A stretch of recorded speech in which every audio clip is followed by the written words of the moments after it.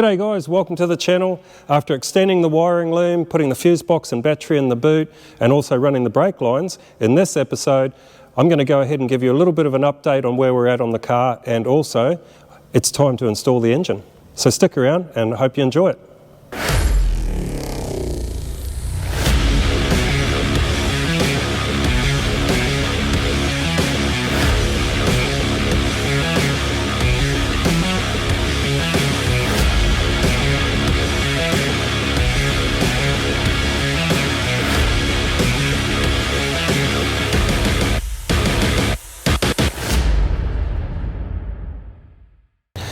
Alright, so just as a bit of an update, after doing the wiring in the fuse box, I went ahead and ran some brake lines, and what I actually ended up doing was, rather than buy some new lines just at this stage, because it's all sort of trial and error, I thought that I'd actually just repurpose the original Mustang lines.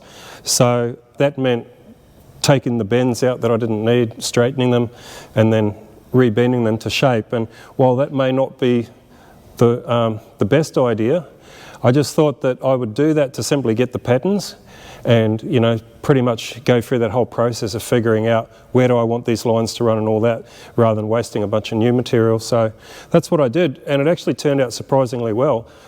We went ahead and we bled them. We've got no leaks or anything, so by all intents and purposes these lines seem to be good. Probably at a later stage when the car comes apart for body and paint, I'll probably use these lines as a pattern and have brand new ones made up. So we'll just have a bit of a look anyway.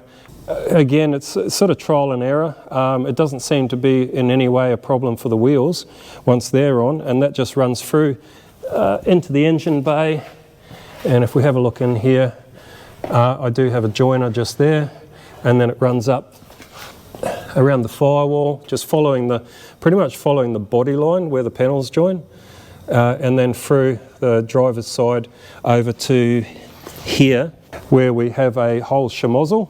That's actually the ABS system from the original donor car, and I did go ahead and use those lines which I had made up at NZ, which just extend down from the master cylinder, because on the Mustangs that ABS is usually up a lot higher inside the engine bay, and your lines just come directly from the master cylinder straight across to it. But where it is now, it had a 90-degree turn, and yeah, I've had to have those braided lines made up, so it all just fits inside that area, and then there's obviously a panel that screws into place later on. And we'll just come underneath here, and probably be a little hard to see, but I've run those lines straight up there. They're not perfect obviously, because I had to, as I said, take the original lines and take the bends out of them, and it's just basically an experiment at this stage. But it's sort of, yeah, I'm going to be making, you know, special brackets to kind of hold them into place. They're a little bit sort of loose at the moment. But if we come around here, yeah, they run around. They just run up over the top there. They still need a little bit of a tidy up. The passenger one just sort of comes underneath that subframe, comes straight across, and curls its way around to here. Yeah, we might just go through and just bleed them again one more time to make sure we got all the air out. And the only other thing that's left to do now in regard to hoses and wires and stuff is got to get an electric power steering unit basically hooked up to the front. So I've got a Holden Astra electric power steering unit, which is mounted in the boot. So I've just gone ahead and mounted that on the driver's side inside the boot. Then we're just going to have to, yeah, as I say, figure out a way to run those hoses all the way to the front. So at this stage I'm thinking about running them through the driver's sill, but we'll figure that out later. For now, I think we'll just jump in and go ahead and get this engine installed. Yeah, let's get into that.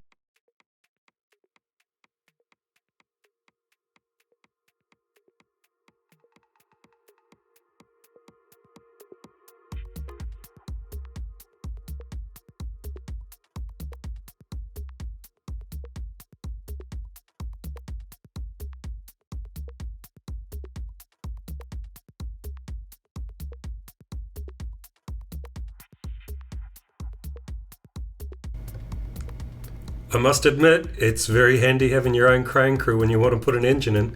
Isn't that right, Charlie?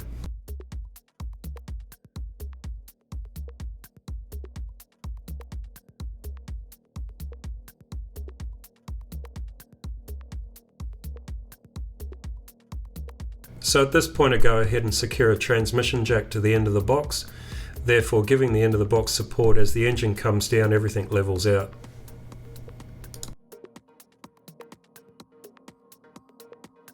As you can see, we don't have a lot of clearance, but that's why I went ahead and slung this thing so that it was on quite an angle. It worked out quite well, went fairly smoothly, and I just thought it was much better doing it this way than trying to put the box in separately.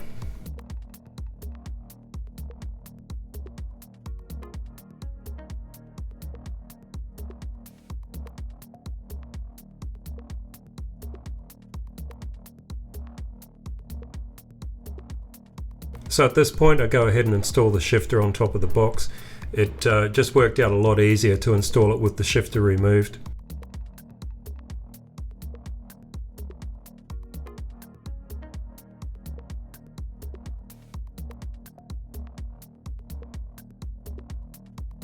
And then it's just a case of putting the 4 bolts into the transmission mount, buzzing them up, and then moving forward and doing the engine mounts.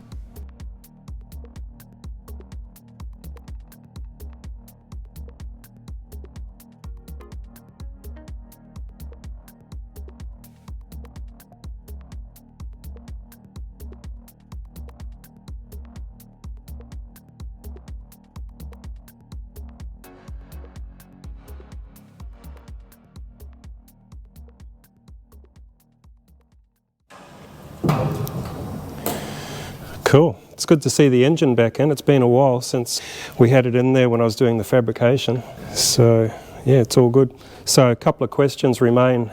One of them is what type of belt kit I'm going to put on. I'll probably be getting a setup from Power by the Hour, because they make a setup that has a power steering delete.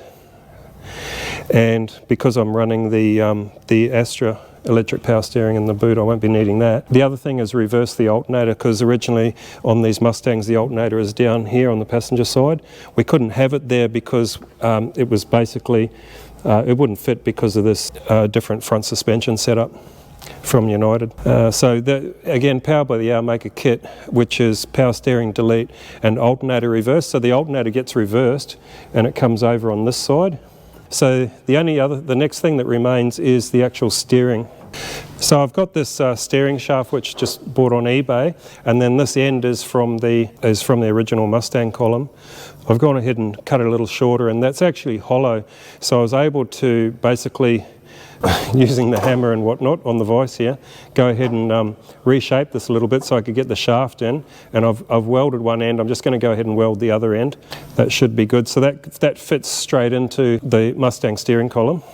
The question remains, and I wouldn't have known this until I actually get the engine in, and that was whether or not I'm going to be able to have a straight steering rod through there with the extractors in, or whether I'm going to have to put a dog leg in it. I've gone ahead and got this universal coupling which Ryan at United Speed Shop supplied me. So what it is, it's one end I think is a 17mm D. I think he said it was 17, and the other end is a 3/4 by 3/4 double D. So that's what this actual steering shaft is, the 3/4 by 3/4 double D. And then I've got an extra one here in case I need it, which if I need to put a dog leg in. Yeah, so next thing is I think we'll go ahead and we'll put the extractors on, and then once they're in I'll be able to see whether or not I can get away with a straight steering shaft or whether I have to have a dog leg in it. So we'll try that now. I'll go ahead and lift it up and see if I can. I'll get the extractor in.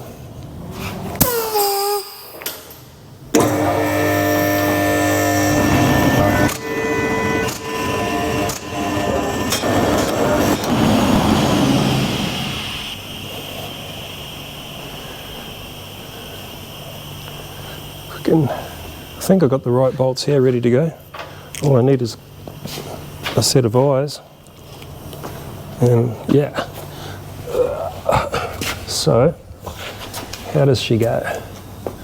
Oh yeah, so I just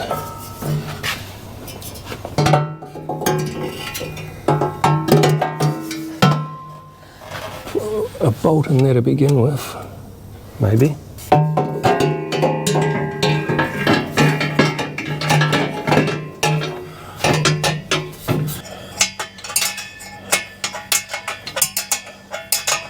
Alright, you got it? Yep. So it's about 540 or so, 530, 40 roughly. Alright guys, I'm so happy to have that engine and box in, but now what I'm going to do is I'm going to start working on that steering rod, or steering shaft, whatever you want to call it. So what I've gone ahead and done is I went ahead and just made something up out of some welding wire. Anyway, that gave me the basic guide, but because that's fairly flimsy, I then went ahead and made up something out of some 6mm rod.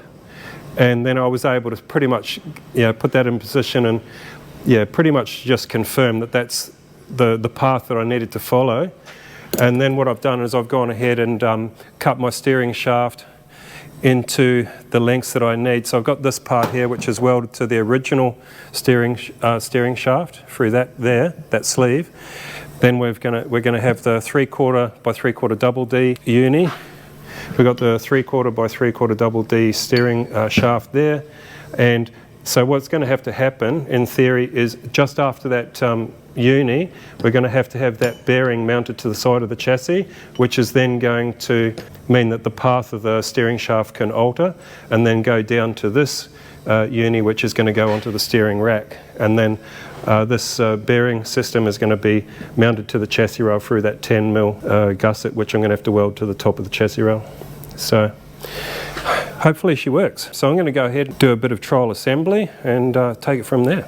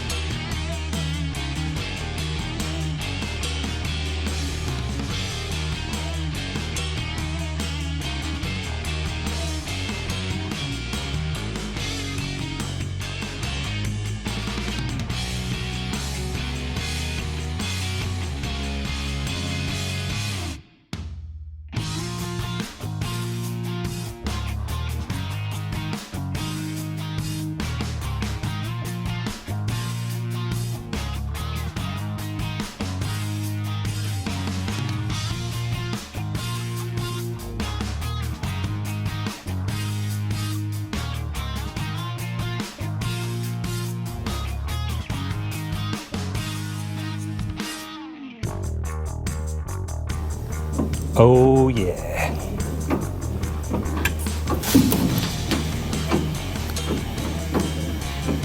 We have steering. Feels good. Alright guys, that's a wrap for this video. I hope you enjoyed it and thanks for all watching, and hope you'll go ahead and like and share and subscribe if you haven't already. So with where we are now, I'm really rapt to have the engine in. And hopefully by the time we do the next video, I'll be on to extending this part of the wiring harness. So this is the engine wiring harness. I actually have to get this through that panel there to the other side so that I can get it all plugged into the ECU. So I'm probably looking at extending and using some of those Deutsch plugs, but probably obviously much smaller ones, so because I don't want to cut a big hole and just to fit that big square block through. So if I have like a series of small Deutsch plugs, I can split that loom, extend it, have this big plug on the other side, have the Deutsch plugs on the other side as well, but disconnectable, so I can pull them through a hole which is probably just going to be about the size of this conduit. So we'll be looking at doing that for the next video. And also for this side, the original oil filter housing doesn't work. So this is the original oil filter housing that goes on the passenger side of the engine. And in this application and in a lot of other applications where guys try to fit these Coyote engines into their older cars, they find that this just doesn't work out well. So in my situation, the actual filter hits up against the upper control arm on the passenger side there, so it's literally impossible to sort of get it in with this there. So I actually have gone ahead and purchased a kit from Power by the Hour, which is a remote oil filter housing setup and also an oil cooler for it. So I'm going to be going ahead and looking at that for the next episode also. So I've got a few things in store, but for now, like I say, I'm wrapped with having it in there, and I think what I'll do is I'll leave the final word for Miss Yui, who we hope to have back here before the end of the year. So thanks again, guys, for watching, and we'll see you in the next one. What do you think, Yui? Good job. Yeah? Clap your hand. Yay! I think you should take a bit.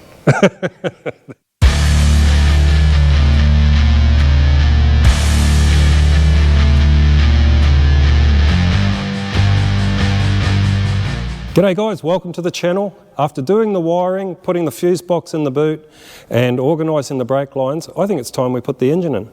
So hope you enjoy it and go fuck yourself if you don't. Record. Imagine I put the wrong clip in by mistake. And the guys are watching, it's like, go fuck yourself. What? What the fuck?